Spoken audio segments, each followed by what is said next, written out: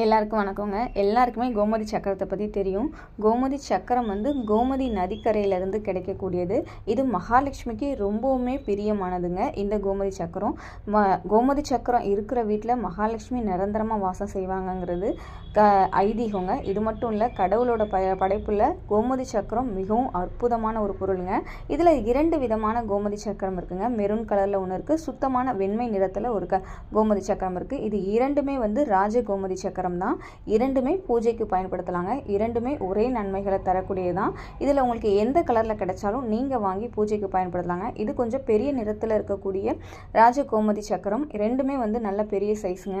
இந்த கோமதி சக்கரம் வந்து சின்ன சைஸ்லேருந்து பெரிய சைஸ் வரையுமே கிடைக்குது. சின்ன சைஸில் கிடச்சிச்சின்னா நீங்கள் மோதிரமாவோ செயின்லேயோ கம்மல்லையோ இதை வந்துட்டு நம்ம உடம்புல அணியும் போது நம்ம நோய்கள் வந்து சரியாகும், நமக்கு காரிய தடைகள் நீங்கும். குழந்தைங்க அணியும் போது ஞாபகத்திறன் அதிகரிக்குங்க.